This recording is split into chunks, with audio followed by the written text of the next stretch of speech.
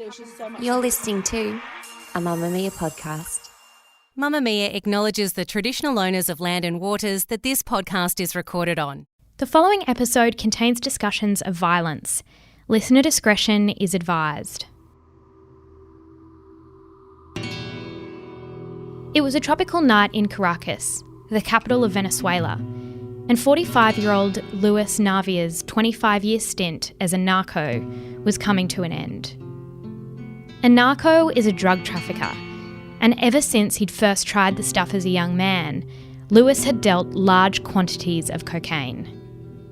It was the era of Pablo Escobar, of the Netflix series Narcos, of Miami Vice, of Scarface, of American Made. So much has been written and explored about the cocaine market of the late 20th century, but until now, none of those stories had properly included Luis Navia. Luis would walk out the front doors of Tamanaco and wait for a taxi. He wouldn't know that he was about to be captured by the National Guard of Venezuela. He'd be threatened with a scalpel. Pursued for more than 12 years, Luis's time on the run was drawing to a close. Once arrested, Luis was sent back to Florida, where he would finally face justice. It's where he had studied at university and where his parents lived. He emerged in a white shirt, khaki pants and brown shoes, looking like he didn't have a care in the world. If he felt anything, it was relief. His life for so many years had been one full of secrets.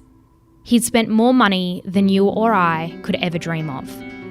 No one, at that moment at least, knew his full story.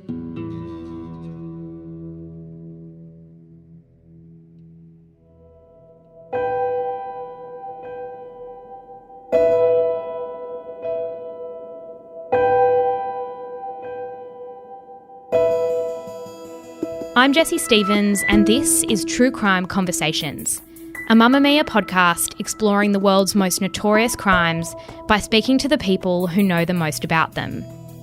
In today's episode, I'm speaking with Jesse Fink. Jesse is the author of 5 books, including international bestsellers. His new book is Pure Narco, the life story of former cocaine trafficker Luis Navia, who he interviewed for 2.5 years. It's a complete life story, 25 years of a roller coaster ride and an adventure, which if I had to do it again, I don't think I could ever do it. It was once in a lifetime deal. I did it, I survived, and I'm here to tell the story. Luis Navia was born in the 1950s to pretty significant wealth and privilege. What did his childhood look like? Well, it was, as you say, very privileged, for any kid living in Havana at that time. His father was the right-hand man to one of the biggest sugar businessmen in Cuba. So he grew up in a huge house not far from the beach and had, a bunch of maids living at home with him. In terms of where he came from, he was in that sort of top 1% of society. And he moved to the US eventually as a teenager and went to Georgetown? He left Cuba after the Cuban Revolution and flew to Florida. Yep. With his mother and sister. The father joined them and he grew up in a place called Key Biscayne, which is I don't know if you've been to Miami, but it's quite an exclusive part of Miami, connected by a causeway to this island, which is full of, $20 million houses and Ferraris and Lamborghinis. In those days, it was still sort of a rich area, but in the, the 40s and 50s, it had sort of been a place for retirement villages. But today, it's really high-end Miami. He grew up, again, in quite a lot of privilege, and I think his next-door neighbour, when he was growing up, was actually Richard Nixon. The irony. When was he first introduced to drugs of any kind? Well, he was into rock and roll as a kid growing up in Key Biscayne, and so he was obviously experimenting with marijuana. And when he went to Georgetown, I think that was when he sort of was introduced or got involved with cocaine, and then he got involved in the selling of cocaine. So he was just selling very, very small amounts of cocaine to fellow students, and he was making some good money. But it wasn't until he met a woman at his birthday parties back in Miami that he was introduced to the Medellin cartel. Did his parents know about this connection to the drug world that he was dealing with? Was he close to his parents in a way that they would be able to tell that he wasn't seriously pursuing his studies and that, you know, he was getting into a pretty dark underworld? Yes, I think his parents were obviously cognizant of the people that he was hanging out with and saw there were sort of changes in his material circumstances and were trying, I guess, to put their son on the straight and narrow, but to no avail, because he had sort of fallen under the spell of, you know, the Miami cocaine world, which in the late 70s, early 80s was a very swinging affair. There are different eras where particular, you know, drugs take hold. What was it about cocaine during that specific period? Why was that the drug of choice for so many people? Not being a cocaine user, I can't attest to, you know, the strength of the cocaine that they were using at that time. But by all accounts, it was very pure. It was, you know, coming in pretty much directly from Colombia or through the Bahamas. You have to understand that, you know, in the 70s, you know, marijuana was actually originally the sort of the biggest drug export coming out of Colombia or northern Colombia. But by the end of the 70s, you know, the price of cocaine had sort of gone through the roof. And so the drug traffickers back in Colombia were switching from marijuana to cocaine. And the first entry point really to the United States, or the easiest entry point, was Miami. And that, you know, created this sort of incredible cocaine scene in that city, which we've all seen in films like Scarface and documentaries like Cocaine Cowboys. You mentioned his introduction to the cartels sort of came in the late 1970s because of a relationship he forged with a woman. Where did they run off to, and how did that begin? She turned up to one of his birthday parties, and he was actually sort of going out with the woman who had thrown him the party, and he had sort of actually just left the party after meeting this woman and sort of went off with her for 3 nights of passion or whatever it was. And he sort of, you know, did the dirty on his girlfriend and ended up with this Aruban woman who was working for the Medellin cartel. And it was through her that he was introduced to traffickers, you know, serious traffickers from Colombia who were living in Miami. And then he fell into a job driving a drug trafficker in Miami. And through, you know, driving this drug trafficker around Miami, he learned the cocaine business. I want to pause on him for a moment and look more broadly at the context, because in the early 1970s, the term war on drugs became popularized because of a press conference given by President Richard Nixon. How did that historical backdrop sort of affect his own life? Was there a real police crackdown at that moment in that decade, or did it take many more decades for it to be something that was taken more seriously? Well, by all accounts, you know, Luis had pretty much free reign when he was getting started in, you know, serious cocaine trafficking in the early 80s. He describes traveling on aircraft from Miami to San Francisco and no one checking his luggage, you know, leaving weapons in lockers at Miami International Airport. And wow. So I don't think that was the sort of the emphasis on, you know, law and order, you know, sort of we see today. And certainly, you know, getting cocaine through an airport was a lot easier in 1979 than it is today. But, you know, yeah, I think the war on drugs has obviously had a huge impact on his life, because the war on drugs obviously was involved in his own capture in 2000. After he ran off and he's now part of this cartel, he's making more and more money. What is he spending it on? Everything and anything. I think he was a big user of prostitutes, of, you know, buying fancy clothes, buying rhinoceros horn walking sticks, fancy hotels, the finest restaurants, cars. Yeah, I think he had 14 cars at one point. You know, real estate all over, you know, the United States. He was living the high life. It was nothing for him to go to a hotel and, you know, spend $30,000 on a hotel bill. And I imagine as well that when you are dealing with this incredible amount of drugs as he was, that there's an enormous amount of drug use. As time went on, did the use of cocaine start to affect him, either physically or psychologically? Yeah, and it was in the early 80s in Miami. He got involved in base cocaine. He was warned to stop doing that because it was affecting his work. And at one point in the book, we talk about a girlfriend of his who was sort of threatened by a Colombian assassin, essentially, that if she didn't leave him alone and dump him, that she was going to be killed. So, according to Lewis, when he was, partying, he was a drinker. He's always enjoyed drinking. When he got past a certain point, he would use coke, and sort of that combination of alcohol and cocaine meant that, he would go on week-long benders, and eventually it became a problem, and the cartel sent him off to a Japanese hotel in San Francisco where he, dried out over a month. I'm interested as well in his relationship, I suppose, with Pablo Escobar, and most people will have heard that name. He's the Colombian drug lord and founder of the Medellin cartel. How did they cross paths?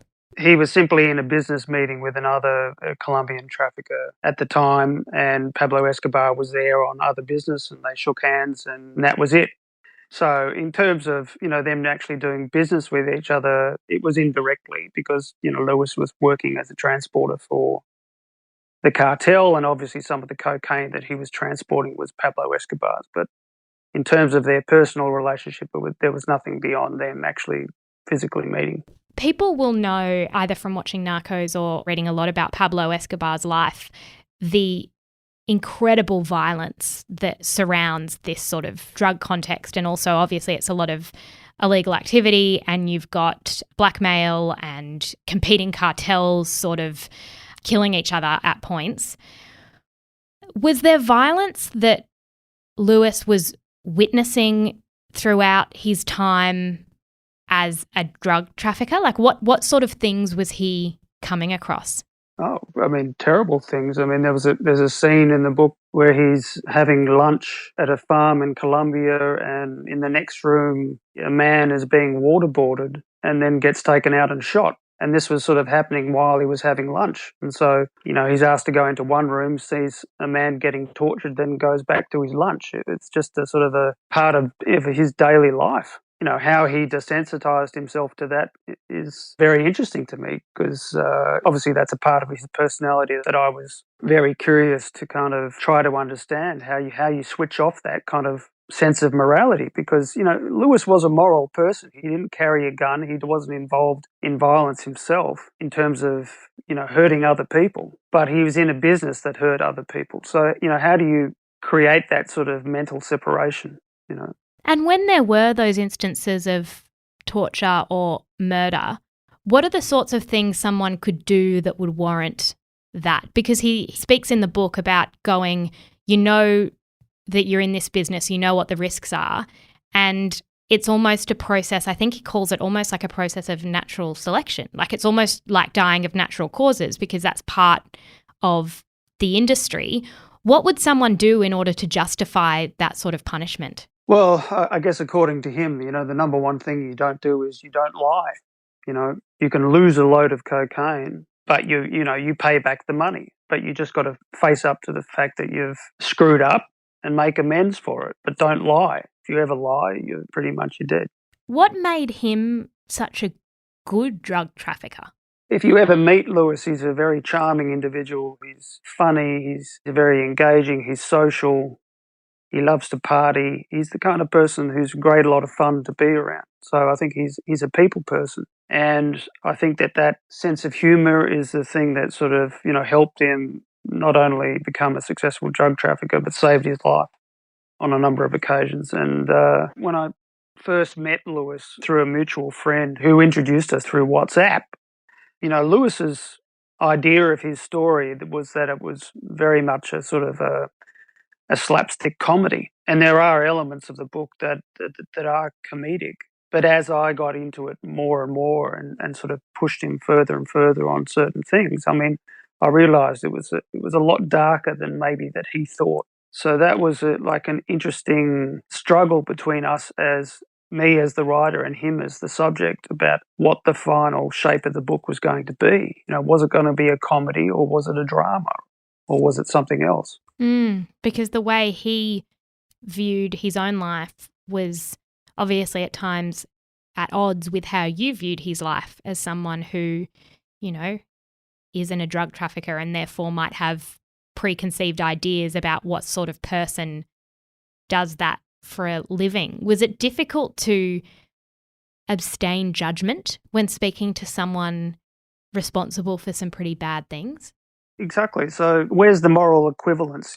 He'll say, look, I'm not guilty of violence, but yes, you're guilty of working in an industry that engages in violence. So, there is some sort of responsibility there. And I think that he understands that. He accepts that to a certain degree, but he can also respond to a criticism by saying, look, we're no worse than the US government bombing an Afghani village with a drone, or, the alcohol industry, killing thousands of people a year through alcohol. To a degree, he has a point. Why is it that we condemn cocaine as a killer of people when we don't alcohol? So there are a lot of talking points. He had different ways of seeing things that ran up against my own judgments of those issues. And that was interesting because it was kind of like a battle at times.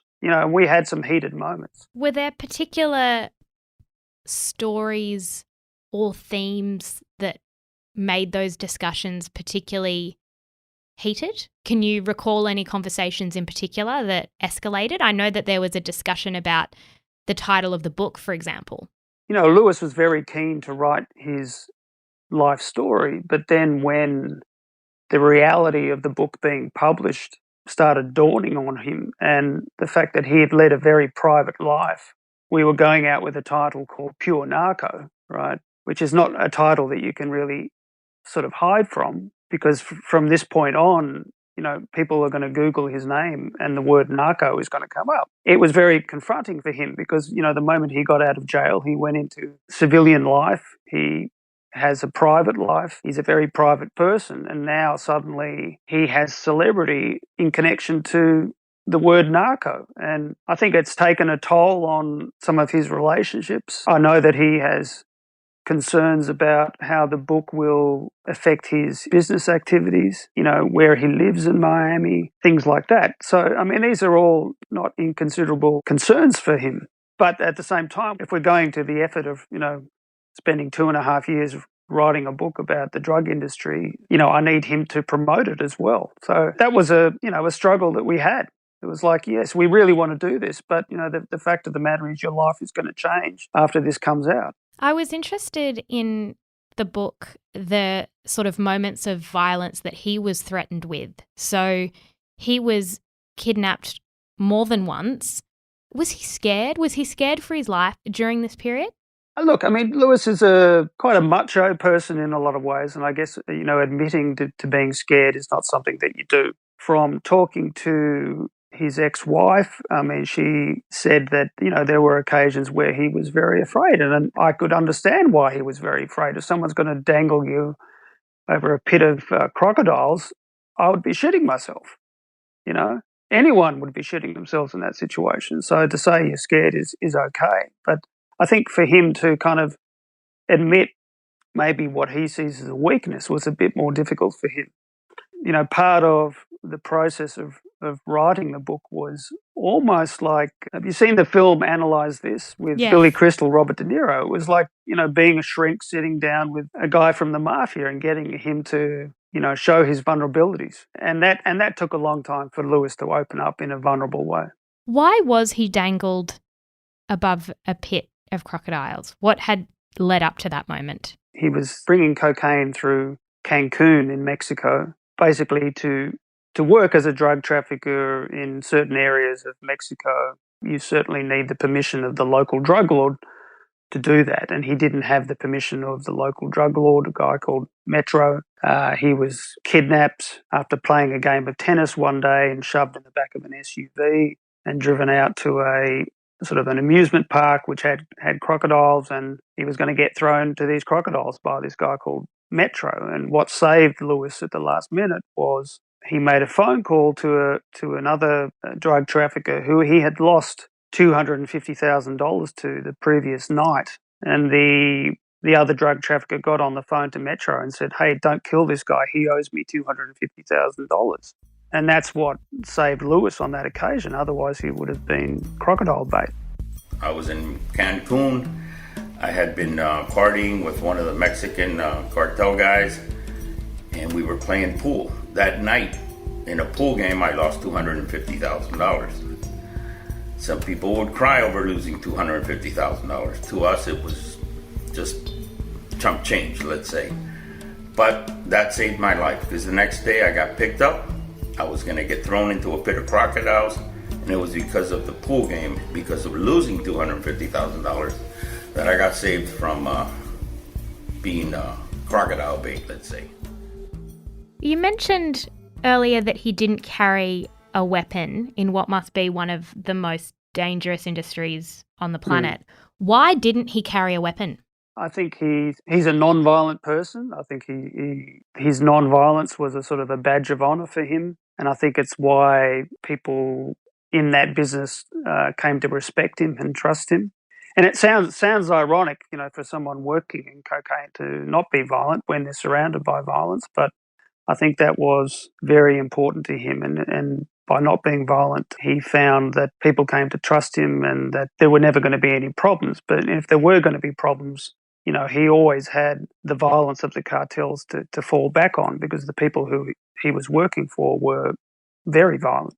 Another running theme in stories like Luis's and especially in this book are the swarms of beautiful women who he surrounded himself with, the relationships that he had.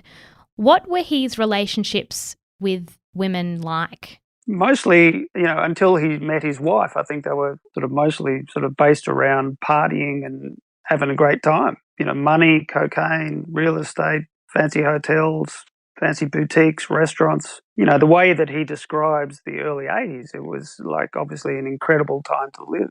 Luis is physically, he's not the tallest guy in the world. He's attractive. And he's got a fantastic sense of humour, and he prides himself on his etiquette and I guess the way that he treats women. He's a courteous person and he's a generous person. And to a woman, I guess the women that he met during that time, it was very attractive. Luis had no problem picking up women.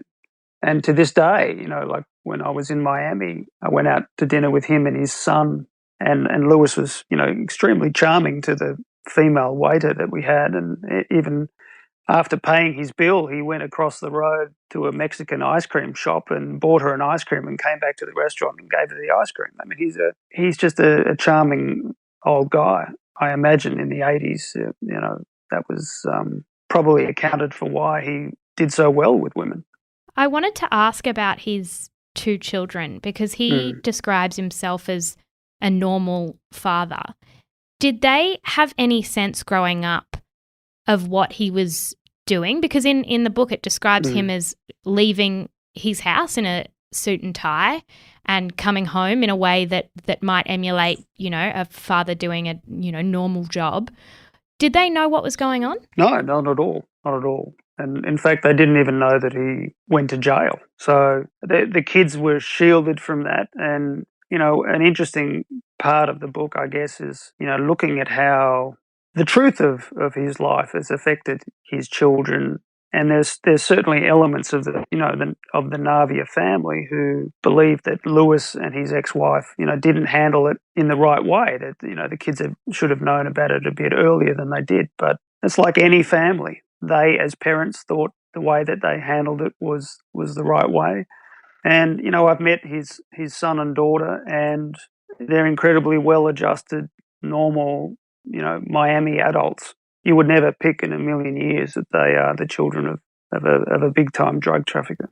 Did he, throughout the relationship that you've forged with him that I'm sure is ongoing, did he express any guilt for what he had done? And did he ever see the ultimate effects on the consumer of the drugs that he was trafficking? Yeah, I mean, that's an interesting question, because I think, at various times he didn't feel remorse.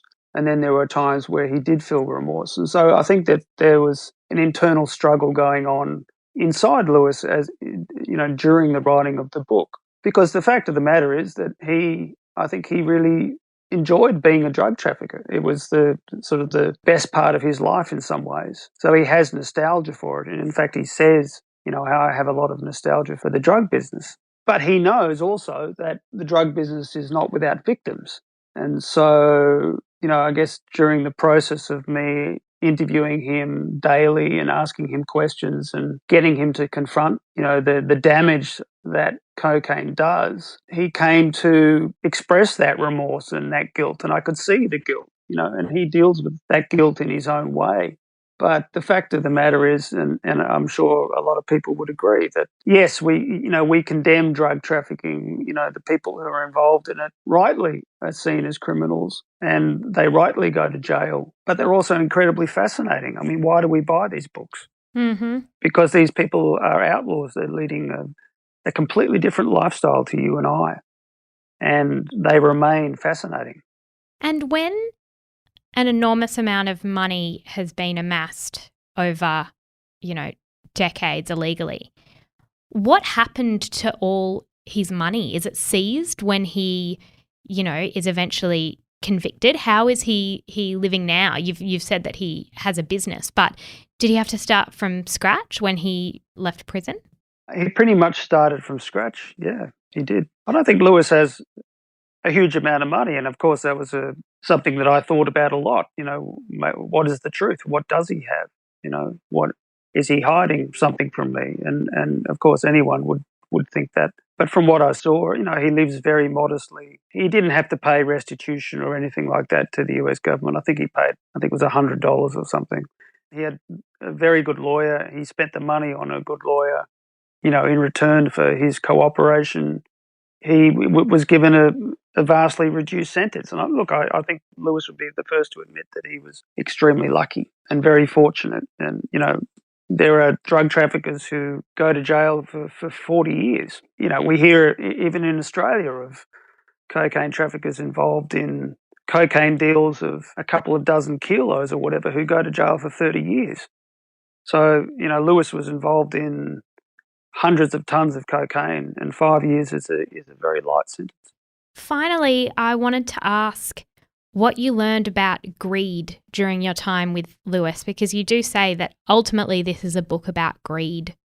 He sort of suggests that was his motive, that money was always his motive. What did you learn from him? Good question. I was watching Wall Street the other night, with Michael Douglas. I don't think greed is good. I think Lewis's story, I guess, challenged me in some ways in that I do think having a certain amount of money is a good thing, but I don't think, living your life in a society that values money above all else is a good thing.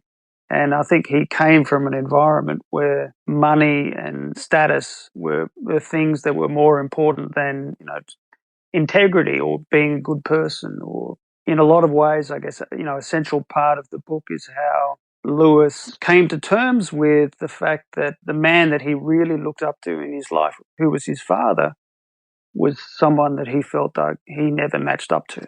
And that, he wanted to match up to his father, but he couldn't do that through crime. And I think that is a source of great regret to him. It's something that he struggles with. But, I end the book by saying, and I've said this to him just as a friend, Lewis, be proud of yourself for where you are now. You are a classic case of redemption. You've done all this. You've been involved in the drug business. You paid your price. And now you have a business. You have your family back. You've written a book. Your family is proud of you. You're alive. You have two legs. You be thankful.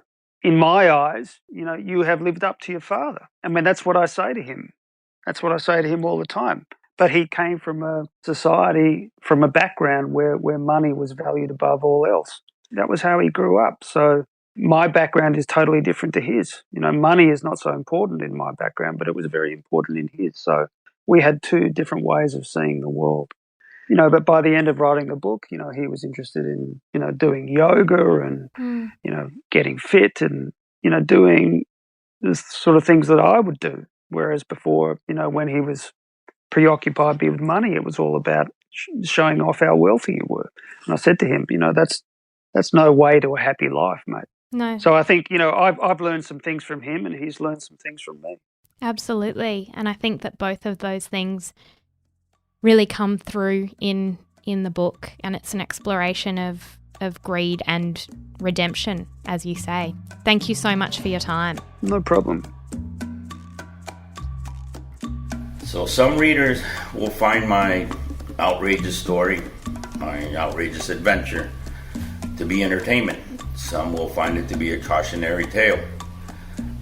But from my end, I would really like it to open dialogue into changing the way we are conducting drug policy today. Up to now, the drug war has been a total failure. We need to focus more on education and on social welfare programs, something that will really impact and do a change for the better in the world we live in.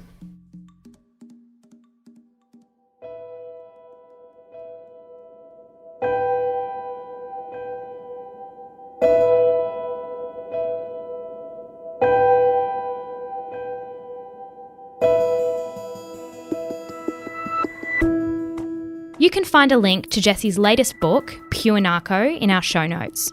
You can also buy the book at any good bookstore. True Crime Conversations is a Mamma Mia podcast hosted by me, Jessie Stevens. Our producer is Lem Zakaria. If you'd like to find out more about the show, don't forget to join our online community. Just search for True Crime Conversations on Facebook and make a request to join.